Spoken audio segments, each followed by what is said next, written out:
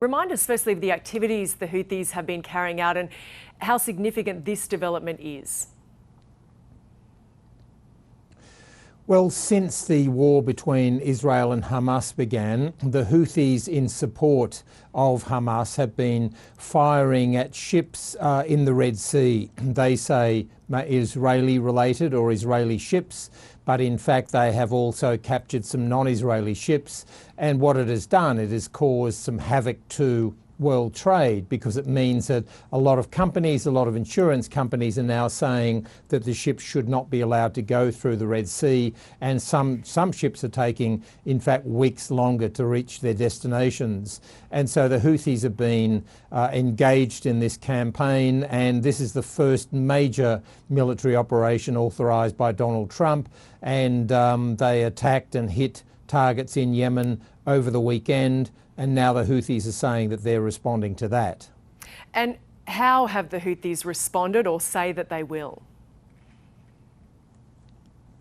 The Houthis are saying that their response has been several drone attacks on the US aircraft carrier in the region, the USS Harry S. Truman. Now, you'd have to say that for the Houthis to be attacking one of the most powerful, lethal military machines in human history, the USS Harry S. Truman, like any of those United States aircraft carriers, is not, in fact, in military terms, is not smart. In fact, you could even say it was moronic. Now, Donald Trump has warned Iran it needs to immediately halt support for the Houthi group. The head of Iran's Revolutionary Guard said the Houthis are independent. They make their own operational decisions. What is the reality of this arrangement?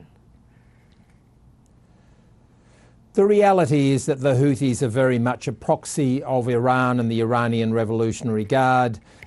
They may, at an operational level inside Yemen or in terms of the Red Sea, they may decide on a particular attack on a particular vessel going through the Red Sea.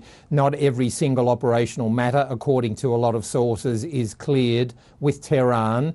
But the idea that the Houthis are not a proxy of Iran is nonsense. The Houthis are one of the Iranian regime's major proxies outside Iran, and the Iranians train some of the Houthis who operate in the military field. They supply them as well. So for the Iranian Revolutionary Guard to be claiming that the Houthis are an independent organisation is nonsense. And the United States is trying to bring Iran to the negotiating table over its nuclear program. So is that any part of the motivation behind these strikes from the US? It's interesting that Donald Trump is now reaching out. He's doing a lot of things on the international stage, from hitting friends like Canada with tariffs and countries like Australia getting caught in that crossfire. It's interesting, though, that he is appearing to reach out to the regime in Iran, of course, wanting to look at Iran's nuclear program. Now, this could well be part of that. As part of the negotiating, Donald Trump may well say that you call off the dogs with the Houthis immediately and we'll be much more prepared to talk to you. Donald Trump's foreign policy is still opaque. Nobody quite understands it. And so there could well be an element that the Houthis somehow are related to what the agenda for the United States is towards Iran. And the major priority of both the United States and Israel, the number one priority for them in terms of Iran, is to stop Iran ever getting a nuclear weapon. And John, how will Hamas be viewing this development?